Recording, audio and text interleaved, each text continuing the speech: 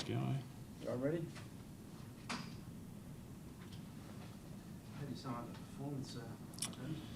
I think we were disappointing, weren't we? We didn't play well.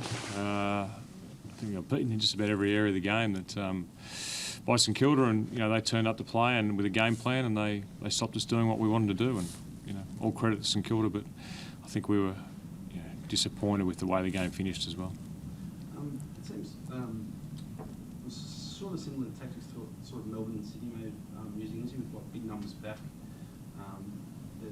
throughout periods of the game. Is that now something you guys really have to sort of work on countering? Do you think teams may start doing more of this? Yeah, I suppose numbers back prevents the scoring, so if that's working against us, then I'm sure other teams will try it.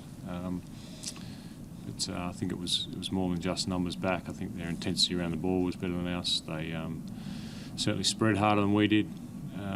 So yeah, they had some numbers back, but I think for part of the game anyway, the part that in that second quarter, the numbers were pretty even around at each end of the ground. So it was seemed to be more about what we're doing around the ball that was hurting us rather than at each end. That spread issue, is that a work rate thing, or is that structures breaking down, or it's not so much structures. I think it's about your intensity and work, and coming down to a lot of things. Whether they were flat, our boys were flat tonight. Whether St Kilda outworked us. I just think that generally across the ground we didn't look like the team we've looked for most of the year. So we're to go back and work out why that was the case. A couple of other things to come out of the game from Michael Hurley. Yeah, I think Hurls has got a very small hamstring, so compounds a very disappointing night.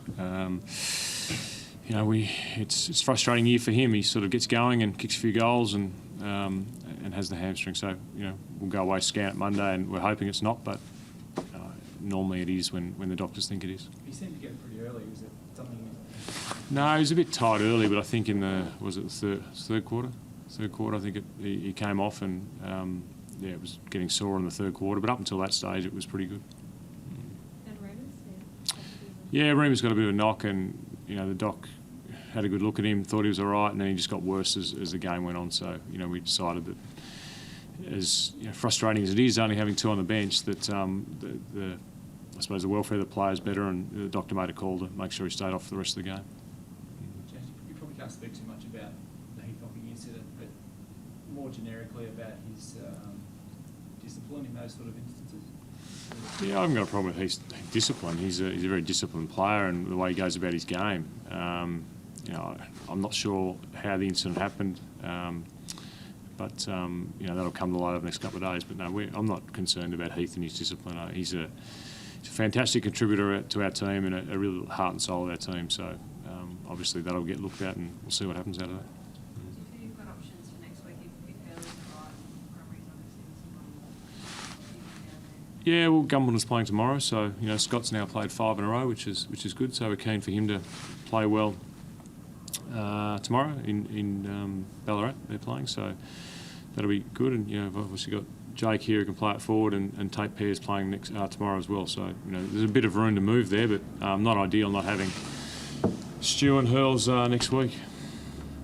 Just on sort of a similar incident last year against Brisbane at a sort of crucial time. If you guys, it looks like just seemingly he could get weeks for what he did. Is it just I guess a matter of would it be a source of frustration if the senior guy got weeks at another crucial time of the year again? I'm not sure we should hang him yet. I'm not sure that we should decide he's suspended just yet. Normally we wait for the match review committee to go through it and make a comment after that. So we'll make comment after that. But I'd prefer that the AFL made the decision rather than we made the decision in here tonight. The great jumper tonight. Did you have any trouble deciphering? I didn't. I'm not sure. I think it was pretty distinctive. So. Why do you ask that question? Oh, it just seemed to be a bit of trouble hitting targets, and the fact that they were lighter than. Yeah, I'm not sure. We certainly didn't kick the ball very well. We certainly kicked it to St Kilda more than we have done over the year, and that could be I thought their pressure was excellent, and that could be the reason as well. So, I think I'd be drawing a long bow to blame it on a different jumper. I wish it was that easy. Jake, was it sort of part of the plan to stretch St Kilda's shorter back line down there tonight? Sorry? Well, just asking. Oh, moving Jake there. Yeah, we felt that our structure up forward wasn't working as well as it could have. They had Fisher dropping off in that early part of that first quarter, and we didn't want that to happen. So after quarter time, I think we moved Jake there, and that sort of kept that under control. But it certainly didn't change the game for us in terms of they were 23 points up at half time, and they had a ripping third quarter, which put us under pressure. Are you worried about these runs of goals that happen? I'm worried about goals getting. I'm worried about what we lose by 70 odd points. I'm really worried about that. That's not ideal. But as disappointed as I am, and as disappointed as I'm sure Essendon supporters are and the players are, the players have done almost everything we've asked for them over the last 18 months. And I was very honest with our players after the game, but I've got to say that they've been very good. And I think you can look at one loss like that, and you can maybe you don't forgive it because that sort of performance is not acceptable. But we're going to make sure we turn up next week to play rather than bury our team. Do you isolate it as one loss, or is it 3 out of 5?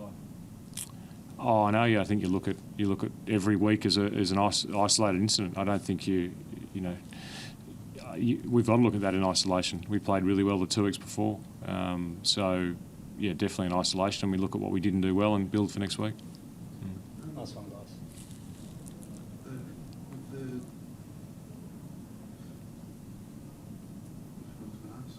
It's all right. It's all right. You have some time if you want. You can think music or something. That's what I remember. What I was Okay. Yeah. So you mentioned the players, sort of having credits to the way that got to the back. They've had 10 wins and 3 losses by 11 points before tonight. Sort of go a bit easy on them. I wouldn't say it's credits in the bank or go easier. My job and the coach's job is to work out how we get better, and how we train our players and coach our players to get better. Tonight was as disappointing as we've been for a long time, but we want to coach our team to get better and look at why we played the way we played. Was it physical, mental, tactics, everything that'll come into it, and we'll work on it during the week. But I think that rather than find fault in the people for being people, it's more about why we didn't play well, and we'll look at that really hard over the next few days and try and coach it so that we turn up in Adelaide next week against Port and play better. Thanks, guys. Thanks, guys.